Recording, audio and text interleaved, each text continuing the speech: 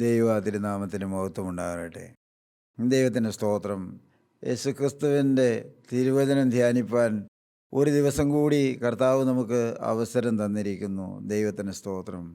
ഈ ഭൂമിയിൽ കർത്താവായ യേശുക്രിസ്തുവിൻ്റെ വചനത്തിൻ്റെ അരികിൽ വരുവാനും വചനം കേൾക്കുവാനും വചനം ഹൃദയത്തിൽ സ്വീകരിക്കുവാനും ഭാഗ്യം ലഭിക്കുന്നതാണ് ഏറ്റവും വലിയ ഭാഗ്യം. യേശുക്രിസ്തുവിൻ്റെ വചനം, മാറ്റമില്ലാത്ത വചനം, മരിച്ചവർ ജീവിക്കുന്ന, മുടന്തന്മാർ തുള്ളുന്ന, ഊമൻ്റെ കാവ് തുറക്കുന്ന, അത്ഭുതങ്ങളാലും അടയാളങ്ങളാലും വിവിധ വീര്യപ്രവൃത്തികളാലും തൻ്റെ ജീവൻ്റെ സുവിശേഷം ഈ ഭൂമിയിൽ ഘോഷിച്ച കർത്താവായ യേശുക്രിസ്തു.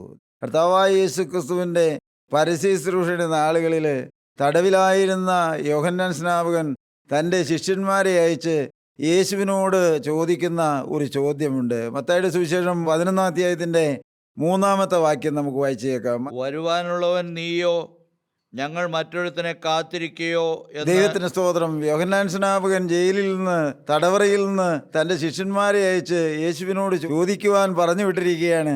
വരുവാനുള്ളവൻ നീയാണോ അതോ ഞങ്ങൾ മറ്റൊരുവനെ കാത്തിരിക്കണമോ എന്ന്. യോഹന്നാൻ സ്നാപകൻ യേശുക്രിസ്തുവിനെ ചൂണ്ടിക്കാണിച്ച് ഇതാ ലോകത്തിൻ്റെ പാപം ചുമക്കുന്ന ദൈവത്തിൻ്റെ കുഞ്ഞാടാണെന്ന് സാക്ഷിച്ചിട്ടുള്ളവനാണ്. എന്നാൽ ഇപ്പോൾ യോഹന്നാൻ സ്നാപകൻ ആളയച്ച് ചോദിക്കുകയാണ്, വരുവാനുള്ളവൻ നീ തന്നെയാണോ അതോ ഞങ്ങൾ മറ്റൊരുത്തനെ കാത്തിരിക്കണമോ എന്ന്. ആ ചോദ്യവുമായി ചെന്നവരോട് കർത്താവായ യേശുക്രിസ്തു പറയുന്നത് നമുക്ക് വായിച്ചു കേൾക്കാം.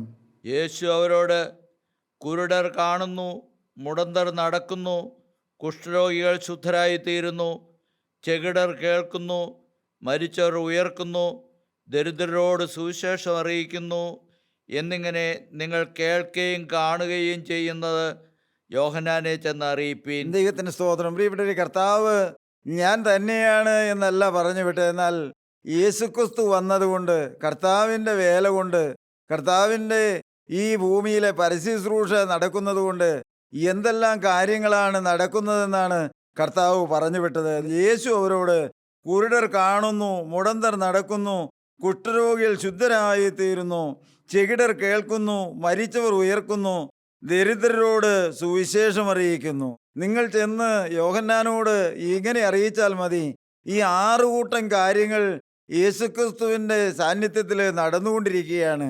കർത്താവായ യേശുക്രിസ്തുവിൻ്റെ പരസ്യശുശ്രൂഷ കൊണ്ട് ഈ 6 കൂട്ടം കാര്യങ്ങൾ ഈ ഭൂമിയിൽ നടന്നുകൊണ്ടിരിക്കുന്നു. ഇത് നിങ്ങൾ യോഹന്നാനെ ചെന്ന് അറിയിക്കുവിനെന്ന്. കുരുടർ കാണുന്നു, മുടന്തർ നടക്കുന്നു, കുഷ്ഠരോഗികൾ ശുദ്ധരായി തീരുന്നു, മരിച്ചവർ ഉയർക്കുന്നു, ദരിദ്രന്മാരോട് സുവിശേഷം അറിയിക്കുന്നു. കർത്താവ് വന്നതിൻ്റെ ദൗത്യം എന്താണെന്ന് കർത്താവ് അവരെ പറഞ്ഞ് പരമേൽപ്പിച്ച് വിടുകയാണ്. നിങ്ങൾ ഇത് യോഹന്നാനോട് ചെന്ന് അറിയിപ്പീനെന്ന്. യേശുവിൻ്റെ പരസ്യശുശ്രൂഷയുടെ നാളുകളിൽ പ്രിയപ്പെട്ട കർത്താവ് അനേക അത്ഭുതങ്ങളാലും അടയാളങ്ങളാലുമാണ് ദൈവത്തിൻ്റെ വചനം പ്രഘോഷിച്ചുകൊണ്ടിരുന്നത്. കർത്താവ് അത്ഭുതങ്ങളും അടയാളങ്ങളും പ്രവർത്തിച്ചുകൊണ്ടിരുന്നു. ആവശ്യക്കാർക്ക് കർത്താവ് അവരുടെ ആവശ്യങ്ങളുടെ മേലെല്ലാം കരം വെച്ചു എന്ന് തിരുവചനത്തിൽ നാം വായിക്കുന്നുണ്ട്. ഏതൊരു ആവശ്യവുമായി യേശുക്രിസ്തുവിൻ്റെ അരികിൽ ആരെല്ലാം ചെന്നിട്ടുണ്ടോ അവരുടെ എല്ലാം ആവശ്യങ്ങൾ കർത്താവ് നിറവേറ്റി കൊടുത്തിട്ടുണ്ട്. അവരുടെ സങ്കടങ്ങൾ കർത്താവ് കേട്ടിട്ടുണ്ട്. അവരുടെ ഭാരവിഷയങ്ങൾ കർത്താവ് ഏറ്റെടുത്തിട്ടുണ്ട്. മനുഷ്യർക്ക് അസാധ്യമായ വിഷയങ്ങളുമായി കർത്താവിൻ്റെ അരികിൽ ചെന്നപ്പോൾ അതെല്ലാം കർത്താവ് പരിഹരിച്ചു വിട്ടു എന്ന്. ദൈവമക്കളെ, നാം മനസ്സിലാക്കേണ്ട ഒരു കാര്യമുണ്ട്. യേശുക്രിസ്തുവിൻ്റെ അരികിൽ ആവശ്യക്കാരനായി, അത്യാവശ്യക്കാരനായി, ഭാരമുള്ളവനായി, രോഗമുള്ളവനായി, പ്രതിസന്ധികൾ ജീവിതത്തിലുള്ളവരായി ആരെല്ലാം കടന്നു ചെന്നിട്ടുണ്ടോ അവരെ ആരെയും കർത്താവ് നിരുത്സാഹപ്പെടുത്തി വിട്ടിട്ടില്ല.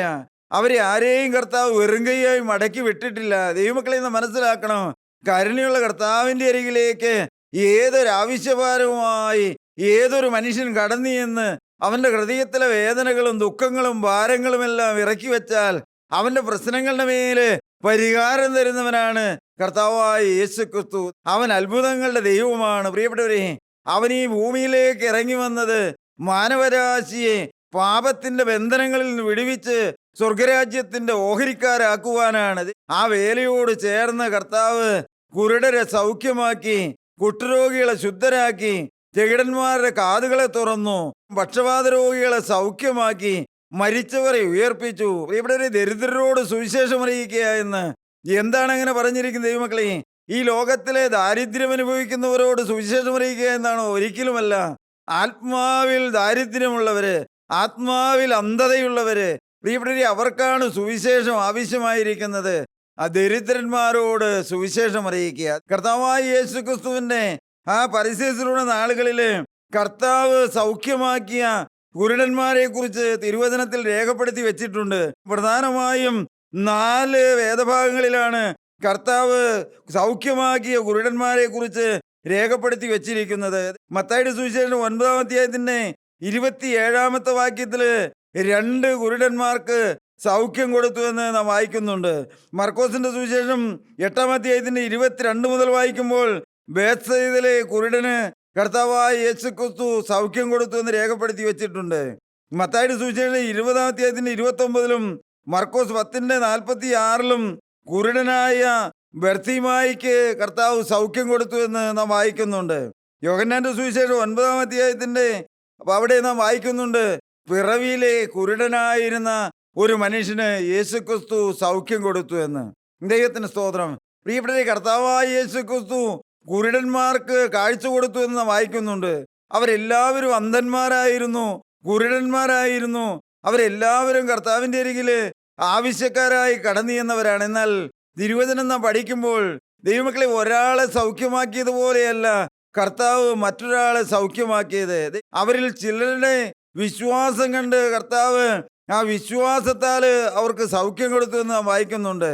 ഒരു കുരുടനെ കർത്താവ് ഊരിൽ നിന്ന് പുറത്തു കൊണ്ടുപോയി അവന്റെ കണ്ണിൽ തുപ്പി അവനോട് നീ വല്ലതും കാണുന്നുവോ എന്ന് ചോദിച്ചു. അവൻ പറഞ്ഞു, മനുഷ്യരൊക്കെ മരങ്ങൾ പോലെയാണ് ഞാൻ കാണുന്നത്. അപ്പോൾ കർത്താവ് തൻ്റെ ആ കരം അവന്റെ കണ്ണിൽ ഒന്നുകൂടി വെച്ചു. അപ്പോൾ അവൻ സ്പഷ്ടമായി കണ്ടു എന്ന്. പ്രിയപ്പെട്ടവരെ, ഈ ഒരേ സാഹചര്യത്തിലുള്ളവർക്കാണ് സൗഖ്യം കൊടുത്തത്. എല്ലാവർക്കും കണ്ണുകാഴ്ചയാണ് കൊടുത്തത്. എന്നാൽ പലവിധമായ വ്യത്യസ്തമായ രീതിയിലാണ് കർത്താവ് സൗഖ്യം കൊടുത്തത്. അത് എന്തുകൊണ്ടാണെന്ന് നമുക്ക് അറിഞ്ഞുകൂടാ. പ്രിയപ്പെട്ടവരെ, യേശുക്രിസ്തു സൗഖ്യമാക്കിയത് പല രീതിയിലായിരുന്നു. യോഹന്നാന്റെ സുവിശേഷം 9-ാം അധ്യായത്തിലെ ആ കുരുടന് കർത്താവ് പ്രിയപ്പെട്ടവരെ തുപ്പൽ കൊണ്ട് ചേറുണ്ടാക്കി അവന്റെ കണ്ണില് തേച്ച് അവനെ കർത്താവ്, നീ കണ്ണുമായി ശിലോഹാങ്കുളത്തിൽ ചെന്ന് കഴുകുക, നിനക്ക് സൗഖ്യം വരുമെന്ന് പറഞ്ഞയച്ചു എന്ന്. മർക്കോസിന്റെ സുവിശേഷം 10-ാം അധ്യായത്തിന്റെ 46-ാമത്തെ വാക്യം നമുക്ക് വായിച്ചേക്കാം. അവിടെ ഒരു കുരുടൻ യേശുവിന്റെ അരികില് ആവശ്യക്കാരനായി നിലവിളിക്കുന്നതാണ്. അത് തന്നെ മത്തായിയുടെ സുവിശേഷം 20-ാം അധ്യായത്തിന്റെ 29-ലും രേഖപ്പെടുത്തി വെച്ചിട്ടുണ്ട്. വായിക്കാം. അവർ യെരിഹോവിലെത്തി. പിന്നെ അവൻ ശിഷ്യന്മാരോടും വലിയ പുരുഷാരത്തോടും കൂടെ യെരിഹോവിൽ നിന്ന് പുറപ്പെടുമ്പോൾ തീമായിയുടെ മകനായി ബർത്തിമായി എന്ന കുരുടനായ ഒരു ഭിക്ഷക്കാരൻ വഴിയരികെ ഇരുന്നിരുന്നു. ദൈവത്തിന്റെ സ്തോത്രം. യേശു യെരിഹോവിലൂടെ കടന്നു പോകുമ്പോൾ ബർത്തിമായി എന്ന ഒരു കുരുടൻ വഴിയരികെ, അവൻ ഇരക്കുന്നവനായിരുന്നു, നാളുകളായി ഭിക്ഷയെടുക്കുന്നവനായിരുന്നു. അവൻ വഴിയരികെ ഇരുന്നിരുന്നു. വായിക്കാം. നസ്രായനായ യേശു എന്ന് കേട്ടിട്ട് അവൻ, ദാവീദ് പുത്ര യേശുവേ, എന്നോട് കരുണ തോന്നണമേ എന്ന് നിലവിളിച്ചു തുടങ്ങി. ദൈവത്തിന്റെ സ്തോത്രം. ആ കുരുടൻ, അവൻ കുരുടനാണെങ്കിലും അവൻ കേട്ടിട്ടുണ്ട് എന്ത്? യേശു എന്ന ഒരു അത്ഭുത പുരുഷൻ ഈ ദേശത്തെല്ലാം പ്രവർത്തിക്കുന്നുണ്ട്. അവൻ അനേക കുരുടന്മാർക്ക് കാഴ്ച കൊടുത്തു. അവൻ പക്ഷവാത രോഗികളെ സൗഖ്യമാക്കി, കുഷ്ഠരോഗികളെ ശുദ്ധരാക്കി. യേശു മരിച്ചവരെ ഉയർപ്പിക്കുന്നു, അത്ഭുതങ്ങളുടെ ദൈവമാണെന്ന് ആ കുരുടൻ കേട്ടിരുന്നു. അതുകൊണ്ട് ഈ കടന്നുപോകുന്ന പുരുഷാരത്തിന്റെ അരികിൽ അവൻ ഇരുന്നപ്പോൾ അവൻ മനസ്സിലാക്കി യേശുവാണ് കടന്നു പോകുന്നതെന്ന്. പ്രിയപ്പെട്ടവരെ, അവന്റെ ഉള്ളില് അവൻ അന്ധനാണെങ്കിലും ഒരു വിശ്വാസമുണ്ടായിരുന്നു, യേശു എന്നെ സൗഖ്യമാക്കുമെന്ന്, യേശു അതിന് മതിയായവനാണെന്ന്, യേശു അതിന് കഴിവുള്ളവനാണെന്ന്. ദൈവമക്കളെ, അവൻ യേശു കടന്നു പോകുന്നത് കേട്ട് അവൻ നിലവിളിക്കാൻ തുടങ്ങി. വായിച്ചോ. മിണ്ടാതിരിപ്പാൻ പലരും അവനെ ശാസിച്ചിട്ടും. ദൈവത്തിന്റെ സ്തോത്രം. പ്രിയപ്പെട്ടവരെ, ആ കുരുടൻ നിലവിളിക്കുകയാണ് എന്ത്? യേശുവേ, ദാവീദ് പുത്ര, എന്നോട് കരുണ തോന്നണമേ എന്ന് അവൻ ഉറക്കെ നിലവിളിക്കുമ്പോൾ യേശുവിനോട് കൂടെ നടന്നവര്, ആ പുരുഷാരം അവനെ ശാസിക്കുകയാണ് എന്ത്? ഇതുപോലെ കർത്താവും പുരുഷാരവും തിക്കും തിരക്കും ഉണ്ടാക്കി പോകുമ്പോൾ നീ ഇപ്പോൾ ശല്യമായിട്ട് ഇങ്ങനെ നിലവിളിക്കേണ്ട കാര്യമൊന്നുമില്ല. അവനെ ശാസിച്ച് അവനെ അമർത്തുവാൻ ശ്രമിച്ചു. പുരുഷാരം അവനെ ശാസിച്ചു. വായിച്ചോ. ദാവീദ് പുത്ര, എന്നോട് കരുണ തോന്നണമേ എന്ന് അവൻ ഏറ്റവും അധികം നിലവിളിച്ചു പറഞ്ഞു. ദൈവമക്കളെ, ആ കുരുടനെ അവര് ശാസിച്ചത് കൊണ്ടോ അവര് അമർച്ച ചെയ്തുകൊണ്ടോ ഒന്നും അവൻ അടങ്ങിയില്ല. കാരണം അവൻ കേട്ടു, അവൻ അറിഞ്ഞു, എന്നെ സൗഖ്യമാക്കുവാൻ കഴിവുള്ളവനാണ് പോകുന്നത്. ദൈവത്തിന് സ്തോത്രം. എത്രയോ നാളുകളായി അവൻ ഭിക്ഷയാചിക്കുന്നു. ദൈവമക്കളെ, ഈ ഭൂമിയിലെ ഒരു മനുഷ്യനോ അവനെ സൗഖ്യമാക്കുവാനോ അവനൊരു ആശ്വാസം കൊടുക്കുവാനോ കഴിഞ്ഞിട്ടില്ല. അവൻ മനസ്സിലാക്കി, ഈ ലോകത്തിലെ മനുഷ്യർക്ക് ആർക്കും എന്നെ സഹായിക്കാൻ കഴിയാത്ത സാഹചര്യത്തില് എന്നെ സഹായിപ്പാൻ കഴിയുന്നവനാണ് എന്റെ അരികിലൂടെ കടന്നു പോകുന്നത്.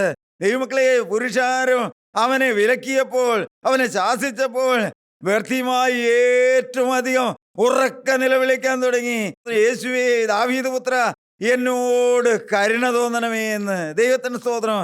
ദൈവമക്കളെ, വാസ്തവമായും ക്രിസ്തുവിനെ ഒരാൾ വിളിക്കാൻ തുടങ്ങുമ്പോൾ, ക്രിസ്തുവിന്റെ അരികിലേക്ക് ആവശ്യക്കാരനായി ചെല്ലുമ്പോൾ, അന്നത്തെ പോലെ തന്നെ ഇന്നും വിലക്കുകളും തർജനങ്ങളും ശാസനകളും മുടക്കുകളും എല്ലാം ഉള്ളൊരു തലമുറയിലാണ് നാം ജീവിക്കുന്നത്. പ്രിയപ്പെട്ടവരെ, മറ്റാരെങ്കിലും സൗഖ്യമാക്കിയെങ്കിൽ യഹൂദന്മാർക്കോ പരീശന്മാർക്കോ ഒരു പരിഭവം ഉണ്ടായിരുന്നില്ല. എന്നാൽ യേശു സൗഖ്യമാക്കുന്നത് കൊണ്ടാണ് അവർക്ക് പരിഭവവും പരാതിയും ഉള്ളത്. ദൈവമക്കളെ, യേശു സൗഖ്യമാക്കുന്നത് അവർക്ക് ഇഷ്ടമായിരുന്നില്ല. കാരണം യേശു ന്യായപ്രമാണത്തിനെതിരാണ്, അവൻ യഹൂദ സഭയ്ക്കെതിരാണ്, അവൻ ന്യായപ്രമാണത്തിനെതിരാണെന്ന് യഹൂദന്മാര് വിശ്വസിക്കുകയും അങ്ങനെ പഠിപ്പിക്കുകയും ചെയ്തിരുന്നു. അതുകൊണ്ട് യേശു സൗഖ്യമാക്കുന്നവർക്ക് ഇഷ്ടമായിരുന്നു. എന്നാൽ അവൻ നിർത്താതെ നിലവിളിക്കാൻ തുടങ്ങി, എന്നോട് കരുണ തോന്നണമേ എന്ന്. വായിക്കാം. അപ്പോൾ യേശു നിന്നു. ദൈവമക്കളെ, ആ കുരുടൻ നിലവിളിച്ചപ്പോൾ, ജനമെല്ലാം അവനെ വിലക്കിയപ്പോൾ, അവനെ ശാസിച്ചപ്പോൾ യേശു നിന്നു. ദൈവമക്കളെ, എത്ര അത്ഭുതകരമായ ഒരു വാക്കാണ് അവിടെ രേഖപ്പെടുത്തി വെച്ചിരിക്കുന്നത്. ഒരു വിലയുമില്ലാത്ത, ആരുടെ മുമ്പിലും അംഗീകാരമില്ലാത്ത, ഈ ലോകത്തിലെ ഒരു കാഴ്ചകളും കണ്ടിട്ടില്ലാത്ത വെറും ഭിക്ഷക്കാരനായി നാളുകളായി വഴിയരികിരുന്ന് ഭിക്ഷയാചിച്ചു കൊണ്ടിരുന്ന ആ വ്യർത്ഥിമായുടെ നിലവിളി കേട്ട് എന്റെ കർത്താവ് അവിടെ നിന്നു എന്ന്. എൻ്റെ ദൈവത്തിന് സ്തോത്രം, എൻ്റെ കർത്താവിന് മഹത്വം. ദൈവമക്കളെ, ഞാൻ നിങ്ങളോട് പറയട്ടെ, നിലവിളി കേൾക്കുന്നവനായ യേശു ജീവിക്കുന്നു. പ്രിയപ്പെട്ടവരെ, കണ്ണുനീരിനെ മറികടന്നു പോകാത്തവനായ കർത്താവ് ജീവിക്കുന്നു. പ്രിയപ്പെട്ടവരെ, മനുഷ്യന്റെ വേദനകൾ ഒപ്പിയെടുക്കുന്ന അധികാരമുള്ള കർത്താവ് ജീവിക്കുന്നു. പ്രിയപ്പെട്ടവരെ, യേശു നിന്നു. എൻ്റെ ദൈവത്തിന്റെ സ്തോത്രം. സഹോദരി, നീ വിളിച്ചാൽ എൻ്റെ യേശു നിൽക്കും കേട്ടോ. സഹോദര, നിന്റെ പ്രാർത്ഥനകൾക്ക് കാതോർത്തിരിക്കുന്ന ഒരു യേശു ഉണ്ട്. എൻ്റെ ദൈവത്തിന്റെ സ്തോത്രം. പ്രിയപ്പെട്ട പിതാവേ, നീ ഹൃദയം പകർന്ന് പ്രാർത്ഥിക്കുമ്പോൾ നിന്റെ അരികിലേക്ക് ഇറങ്ങി വരുന്ന ഒരു സൃഷ്ടാവ് ജീവിക്കുന്നുണ്ട് മകനെ. അവന്റെ സ്വരമാണ് നീ കേൾക്കുന്നത്, അവന്റെ ആലോചനയാണ് നീ കേൾക്കുന്നത് മകനെ. അവൻ കാതോർത്ത് നിൽക്കുകയാണ്. ആരാണ് എന്നെ വിളിക്കുന്നത്? എന്നെ വിളിക്കുന്ന സ്വരം ഞാൻ കേൾക്കുന്നല്ലോ എന്ന്. യേശു ബർത്തിമായുടെ നിലവിളി കേട്ട് അവൻ നിന്നു. എൻ്റെ ദൈവത്തിന് സ്തോത്രം. ദൈവമക്കളെ, ഞാൻ പറയട്ടെ, ഈ ഭൂമിയിലെ സ്ഥാനമാനങ്ങളോ വിദ്യാഭ്യാസമോ ഉന്നതമായ ജീവിത നിലവാരമോ പാരമ്പര്യങ്ങളോ പ്രശസ്തിയോ ദൈവമക്കളെ സൗന്ദര്യമോ ഒന്നും വേണമെന്നില്ല കേട്ടോ മകനെ. നിനക്കായിരിക്കുന്ന അവസ്ഥയില് നിന്റെ ഒന്നുമില്ലായ്മയിൽ നിന്നുകൊണ്ട് നിനക്ക് കർത്താവിനെ വിളിക്കാം. വിളി കേൾക്കുന്നവനായ കർത്താവ് ദൈവമക്കളെ നമ്മുടെ അരികിലേക്ക് ഈ തിരുവചനമായി അവൻ കടന്നു വന്നിട്ടുണ്ട്. അവൻ കാതോർത്ത് നിൽക്കുകയാണ്. ആരാണ് നിലവിളിക്കുന്നതെന്ന്? യേശു നിന്നു. എൻ്റെ ദൈവത്തിന്റെ സ്തോത്രം. ദൈവമക്കളെ, സൃഷ്ടാവിനെ നിർത്തുവാൻ തക്കവണ്ണം ഒരു കുരുടന്റെ പ്രാർത്ഥന വിലയേറിയതായിരുന്നു. ദൈവമക്കളെ, മുമ്പോട്ട് പോകുന്ന എൻ്റെ യേശുവിനെ നിർത്താൻ തക്കവണ്ണം ഒരു പാവപ്പെട്ട മനുഷ്യന്റെ പ്രാർത്ഥന വിലയുള്ളതായിരുന്നു. ദൈവമക്കളെ, പരീശന്മാർക്കോ യഹൂദന്മാർക്കോ ആ കൂട്ടത്തിലുള്ള ആർക്കും അത് ഇഷ്ടമായിരുന്നില്ല, അത് വിലയുള്ളതായിരുന്നില്ല. അവർക്കൊക്കെ അവന്റെ ശബ്ദം അഗോചരമായിരുന്നു, അസഹിഷ്ണുതയായിരുന്നു. എന്നാൽ എൻ്റെ യേശു നിന്നു. എൻ്റെ ദൈവത്തിന് സ്തോത്രം. ദൈവമക്കളെ, നാം വിളിക്കുമ്പോൾ അവൻ നിൽക്കും, നാം കരയുമ്പോൾ അവൻ നമ്മുടെ കണ്ണുനീരൊപ്പും. എൻ്റെ ദൈവത്തിന് സ്തോത്രം. ദൈവമക്കളെ, യേശു നിന്നു. വായിക്കാം. അവനെ വിളിപ്പീനെന്ന് പറഞ്ഞു. ദൈവത്തിന് സ്തോത്രം. എല്ലാവരും അവനെ തടഞ്ഞു. എന്നാൽ കർത്താവ് പറഞ്ഞു, അവനെ വിളിപ്പീനെന്ന് പറഞ്ഞു. വായിച്ചോ. ധൈര്യപ്പെടുക, ആ. എഴുന്നേൽക്ക, നിന്നെ വിളിക്കുന്നു എന്ന് അവർ പറഞ്ഞു. ദൈവത്തിന്റെ സ്തോത്രം. ദൈവമക്കളെ, ആ സമൂഹം അവനെ അധൈര്യമുള്ളവനാക്കി, അല്ലെങ്കിൽ അവന്റെ നിലവിളിക്ക് ഒരു പ്രതീക്ഷയുമില്ല എന്ന് അവരെല്ലാം അവനെ ശാസിക്കുകയും വിലക്കുകയും നീ ഇപ്പോൾ ഇങ്ങനെ അത്യത്തിൽ കരയില്ലേ എന്ന് പറയുകയും ചെയ്തപ്പോൾ യേശു നിന്നു. അവനെ വിളിപ്പീൻ, ധൈര്യപ്പെടുക എന്ന്. ദൈവമക്കളെ, കർത്താവ് പറയുകയാണ്, നീ നിരാശപ്പെടേണ്ട മകനെ, നീ ഭാരപ്പെടേണ്ട മകനെ, നീ ധൈര്യപ്പെട്ടിരുന്നു കൊള്ളുക. കാരണം അവന്റെ വിശ്വാസം വലുതാണ്. എന്ത്? എന്റെ കണ്ണ് തുറക്കാൻ മതിയായവനാണെന്ന്. അവനെ വിളിപ്പീൻ, ധൈര്യപ്പെടുവീൻ. ദൈവത്തിന് ദൈവമക്കളെ, അവനെ യേശുവിന്റെ അരികിലേക്ക്, അവനെ ശാസിച്ചവര്, അവനെ തടഞ്ഞവര് കർത്താവിന്റെ അരികിലേക്ക് അവനെ കൊണ്ടുചെല്ലുകയാണ്. വായിക്കാം. ധൈര്യപ്പെടുക, എഴുന്നേൽക്ക, നിന്നെ വിളിക്കുന്നുവെന്ന് അവർ പറഞ്ഞ് കുരുടനെ വിളിച്ചു. അവൻ തൻ്റെ പുതപ്പ് ഇട്ടും കളഞ്ഞ് ചാടി എഴുന്നേറ്റ് യേശുവിൻ്റെ അടുക്കൽ വന്നു. യേശു അവനോട്, ഞാൻ നിനക്ക് എന്ത് ചെയ്തു തരണമെന്ന് നീ ഇച്ഛിക്കുന്നു എന്ന് ചോദിച്ചതിന്, റബ്ബൂനി, എനിക്ക് കാഴ്ച പ്രാപിക്കണമെന്ന് കുരുടൻ അവനോട് പറഞ്ഞു. യേശു അവനോട്, പോക, നിന്റെ വിശ്വാസം നിന്നെ രക്ഷിച്ചിരിക്കുന്നു എന്ന് പറഞ്ഞു. യേശു അവനോട്, നീ പൊയ്ക്കോ, നിന്റെ വിശ്വാസം നിന്നെ രക്ഷിച്ചിരിക്കുന്നു എന്ന് പറഞ്ഞു. യേശു അവനെ വിളിക്കുന്നു എന്ന് പറഞ്ഞപ്പോൾ ദൈവമക്കളെ, അവൻ ചാടി എഴുന്നേറ്റു. ആ ഭിക്ഷ യാചിക്കുവാനുള്ള ആ ലൈസൻസാണ് ആ പുതപ്പ്, അതവൻ ഇട്ടും കളഞ്ഞ് അവൻ ചാടി എഴുന്നേറ്റ് യേശുവിൻ്റെ അരികിലേക്ക് ചെന്ന് നിന്ന്. ദൈവമക്കളെ, ദൈവത്തിൻ്റെ സ്തോത്രം. നമ്മുടെ പ്രാർത്ഥന നിർത്തരുത് കേട്ടോ, നമ്മുടെ യാതനകൾ നിർത്തരുത് കേട്ടോ, നമ്മുടെ കൂട്ടായ്മ ജീവിതം അവസാനിപ്പിക്കരുത് കേട്ടോ. മകനെ, നീ മടുത്തു പോകരുത് കേട്ടോ. പലരും നിന്നെ നിരുത്സാഹപ്പെടുത്തിയെന്ന് വരാം. ഇങ്ങനെയൊരു പ്രാർത്ഥനയുണ്ടോ? ഇങ്ങനെയൊരു ദൈവവചന കേൾവിയുണ്ടോ? എപ്പോഴും ഇങ്ങനെ പാപം പാപം എന്ന് കേൾക്കേണ്ട കാര്യമുണ്ടോ? മനുഷ്യൻ ബലഹീനനല്ലേ? അതൊക്കെ ദൈവം ക്ഷമിക്കുകയില്ലേ? ഇങ്ങനെയൊരു ഭക്തിമാർക്ക് ആവശ്യമുണ്ടോ? എൻ്റെ ദൈവത്തിൻ്റെ സ്തോത്രം. പ്രിയപ്പെട്ടവരെ, ഈ ലോകം ചിലപ്പോൾ ചോദിച്ചു എന്ന് വരാം, ലോകം ചിലപ്പോൾ നമ്മെ നിരുത്സാഹപ്പെടുത്തിയെന്ന് വരാം. എന്നാൽ ദൈവമക്കളെ, അത്യാവശ്യക്കാരൻ്റെ നിലവിളി ഒരിക്കലും നിലയ്ക്കുകയില്ല. കാരണം അവൻ അത്യാവശ്യക്കാരന്. എൻ്റെ ദൈവത്തിൻ്റെ സ്തോത്രം. ദൈവമക്കളെ, അവൻ ഈ ലോകത്തിലെ സമ്പാദ്യമോ ഈ ലോകത്തിലെ വസ്തുവകയോ ഒന്നും ചോദിച്ചില്ല കർത്താവിനോട്. യേശുവേ, എനിക്ക് ഒന്നും മതി, എൻ്റെ കണ്ണൊന്ന് തുറന്നു തരാമോ എന്ന്, എനിക്ക് കാഴ്ച പ്രാപിക്കണമെന്ന്. ദൈവമക്കളെ, വേണമെങ്കിൽ നമുക്ക് എങ്ങനെയും ചിന്തിക്കാം, അവൻ്റെ ഭൗതികമായ കണ്ണാണ് തുറന്നു കൊടുത്തതെന്നാൽ ദൈവമക്കളെ, കർത്താവ് അവൻ്റെ ആത്മകണ്ണും തുറന്നു കൊടുത്തു എന്ന്. ദൈവമക്കളെ, നാം ആവശ്യക്കാരാണോ? നാം അത്യാവശ്യക്കാരാണോ? ഞാൻ എളിമയോടെ ചോദിക്കട്ടെ എൻ്റെ പ്രിയപ്പെട്ടവരെ, നാളുകളായി നാം വചനം കേൾക്കുന്നുണ്ട്, വചനത്തോട് നാം ചേർന്നാണ് ജീവിക്കുന്നത്, നമുക്ക് കൂട്ടായ്മക്കാരെന്നുള്ള പേരും പാരമ്പര്യവും എല്ലാം ഉണ്ട്. എന്നാൽ പ്രിയപ്പെട്ടവരെ, ഞാൻ ചോദിക്കട്ടെ, നിങ്ങൾ എത്ര പേര് ഒരു അത്യാവശ്യക്കാരനായിട്ട് എനിക്ക് ആത്മകണ്ണ് തുറന്നു കിട്ടണം, എനിക്ക് പാപത്തിന്റെ മേൽ ജയം പ്രാപിക്കണം, എനിക്ക് ഈ ലോകത്തിന്റെ മേൽ ജയം വേണം, എനിക്ക് യേശുക്രിസ്തുവിന്റെ പൈതലായി ജീവിച്ച് സ്വർഗരാജ്യത്തിൽ എനിക്ക് എത്തണമെന്നുള്ള ആ നിർബന്ധ ബുദ്ധിയോടെ എത്ര പേര് വരുന്നുണ്ട് പ്രിയപ്പെട്ടവരെ? അവരെയാണ് കർത്താവ് നോക്കുന്നത്. ദൈവമക്കളെ, മനുഷ്യൻ ഇന്ന് ഈ ലോകത്തിലെ പലതിൻ്റെയും പിന്നാലെ ഓടുന്ന കൂട്ടത്തിൽ ദൈവവചനം കേൾക്കാൻ വരുന്നുണ്ട്, കൂട്ടായ്മ ആചരിക്കുന്നുണ്ട്. നല്ലത് തന്നെ പ്രിയപ്പെട്ടവരെ. ഞാൻ പലരോടും പറയാറുണ്ട്, ദൈവമക്കളെ, ഒരനുഭവം കിട്ടിയില്ലെങ്കിലും കൂട്ടായ്മ നിങ്ങൾ മുടക്കരുത്. പാപം മാറിയില്ലെങ്കിലും കൂട്ടായ്മ നിങ്ങൾ മുടക്കരുത്. ഒരു ജയജീവിതം കിട്ടിയില്ലെങ്കിലും കൂട്ടായ്മ നിങ്ങൾ മുടക്കരുത്. ദൈവമക്കളെ, ഞാൻ പറയട്ടെ, തക്ക സമയത്ത് അവൻ നിങ്ങളെ ഉയർത്തേണ്ടതിന് അവന്റെ ബലമുള്ള കൈ കീഴ് താണിരിപ്പീൻ. എനിക്ക് കുറവുണ്ട്, എനിക്ക് പാപമുണ്ട്, എനിക്ക് ജയജീവിതമില്ല എന്ന് നിന്റെ ഹൃദയം പറയുമ്പോൾ മോനെ, നീ നിരാശപ്പെടണ്ട. നീ യേശുവിനോട് ചേർന്ന് ജീവിക്കാൻ ദിനംതോറും സമർപ്പിക്കുക, മുട്ടിപ്പായിട്ട് പ്രാർത്ഥിക്കുക, മടുത്തു പോകാതെ പ്രാർത്ഥിക്കണം. പ്രിയപ്പെട്ടവരെ, കർത്താവ് പഠിപ്പിച്ച എങ്ങനെയാ? മടുത്തു പോകാതെ പ്രാർത്ഥിക്കണമെന്ന്. ദൈവമക്കളെ, തിരുവചനത്തിൽ നാം വായിക്കുന്നുണ്ട്, യോഹന്നാന്റെ സുവിശേഷം 9-ാം അധ്യായത്തില് പിറവിയിലെ കുരുടനായിരുന്ന ഒരു മനുഷ്യന് യേശു സൗഖ്യം കൊടുക്കുന്നത്, അവിടെ കർത്താവ് അവനെ സൗഖ്യമാക്കുന്നത് തുപ്പൽ കൊണ്ട് ചേറുണ്ടാക്കി അവന്റെ കണ്ണിൽ തേച്ച് അവനെ പറഞ്ഞു വിടുകയാണ് കർത്താവ്, നീ ശീലോഹാങ്കുളത്തിൽ ചെന്ന് കഴുകുക, നിനക്ക് കാഴ്ച ലഭിക്കുമെന്ന്. പ്രിയപ്പെട്ടവരെ, അതൊരു ശബത്ത് ദിവസമായിരുന്നു. യഹൂദന്മാർക്കോ പരീശന്മാർക്കോ ന്യായപ്രമാണ വിശ്വാസികൾക്കോ അതൊട്ടും ഇഷ്ടമായിരുന്നില്ല.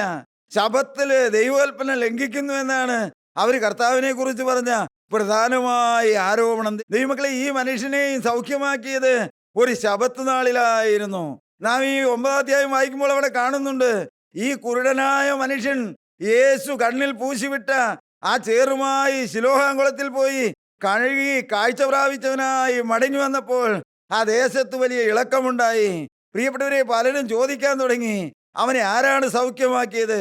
അവനെ എങ്ങനെയാണ് സൗഖ്യമാക്കിയത്? ആ വേദാധ്യായം നാം വായിക്കുമ്പോൾ മനസ്സിലാക്കാൻ കഴിയും. ഈ കുരുടന്റെ കണ്ണു തുറന്നതുകൊണ്ട് അവനെ 2 പ്രാവശ്യം വിസ്തരിച്ചു. ഈ കുരുടനായ മകന്റെ കണ്ണു തുറന്നുകൊണ്ട് അവന്റെ അമ്മയപ്പന്മാരെ 1 പ്രാവശ്യം വിസ്തരിച്ചു. പ്രിയപ്പെട്ടവരെ, യഹൂദന്മാരും പരീശന്മാരും അന്വേഷിക്കുകയാണ്, അവൻ ആരാണ്, നിന്നെ സൗഖ്യമാക്കിയത് ആരാണ്. ആദ്യം അവർക്കത് വിശ്വസിക്കാൻ കഴിഞ്ഞില്ല. ദൈവമക്കളെ, അവന്റെ അമ്മയപ്പന്മാരെ വിളിച്ച് ആ യഹൂദന്മാരും പരീശന്മാരും ചോദിക്കുകയാണ്, ഈ കണ്ണു കാണുന്നു എന്ന് പറയുന്ന ഈ മകൻ സൗഖ്യമായി എന്ന് പറയുന്നവൻ അവൻ നിങ്ങളുടെ മകൻ തന്നെയാണോ എന്ന്. ദൈവമക്കളെ, ആ അപ്പനും അമ്മയും വളരെ ബുദ്ധിപരമായിട്ട് പറഞ്ഞു, അത് ഞങ്ങളുടെ മകൻ തന്നെയാണ്. അവൻ കുരുടനായിരുന്നു, എന്നാൽ ഇപ്പോൾ അവന്റെ കണ്ണ് തുറന്നിട്ടുണ്ട്. എന്നാൽ അവനെ സൗഖ്യമാക്കിയത് ആരാണെന്ന് ഞങ്ങൾക്ക് അറിഞ്ഞുകൂടാ എന്ന് അവിടെ നാം വായിക്കുന്നുണ്ട്. ദൈവമക്കളെ, അവർ ആ സമൂഹത്തെ ഭയപ്പെട്ടിരുന്നു. അവർ പള്ളി ഭ്രഷ്ടരാകാതിരിപ്പാൻ അവര് ഭയന്നതുകൊണ്ടാണ് ആരാണ് സൗഖ്യമാക്കിയതെന്ന് അവർ പറയാതിരുന്നത്. അപ്പനും അമ്മയും പറഞ്ഞു, ഞങ്ങളുടെ മകന് പ്രായമുണ്ടല്ലോ, അവനെ വിളിച്ച് ചോദിപ്പീനെന്ന്. ദൈവമക്കളെ, യേശു ആണ് സൗഖ്യമാക്കിയതെന്ന് പറയാൻ അവർക്ക് ധൈര്യമുണ്ടായില്ല. പ്രിയപ്പെട്ടവരെ, കുരുടന്റെ കണ്ണു തുറന്നു. തിരുവചനത്തില് എബ്രായലേഖനം 11-6 വാക്യത്തിൽ പറയും, ദൈവമുണ്ട് എന്നും തന്നെ അന്വേഷിക്കുന്നവർക്ക് പ്രതിഫലം കൊടുക്കുന്നുവെന്നും വിശ്വസിക്കേണ്ടതല്ലോ. ദൈവത്തിന്റെ അടുക്കൽ വരുന്നവൻ ദൈവമുണ്ട് എന്നും തന്നെ അന്വേഷിക്കുന്നവർക്ക് പ്രതിഫലം കൊടുക്കുന്നെന്നും വിശ്വസിക്കേണ്ടതല്ലോ. പ്രിയപ്പെട്ടവരെ, ആ കുരുടന്റെ കണ്ണു തുറന്ന യേശുവിനെ കുറിച്ച് ആ പരീശന്മാരുടെ അഭിപ്രായം, ഇവൻ ഒരു സാധാരണക്കാരനാണ്, അല്ലെങ്കിൽ യേശു ഒരു പാപിയാണെന്നാണ് അവർ യേശുവിനെ കുറിച്ച് പറഞ്ഞത്. പ്രിയപ്പെട്ടവരെ, എന്നാൽ ആ കുരുടനൊരു ബോധ്യമുണ്ടായിരുന്നു. എന്ത്? പാപികളുടെ പ്രാർത്ഥന ദൈവം കേൾക്കുകയില്ല എന്ന്. 2, ദൈവേഷ്ടം ചെയ്യുന്നവന്റെ പ്രാർത്ഥന കേൾക്കുമെന്ന്.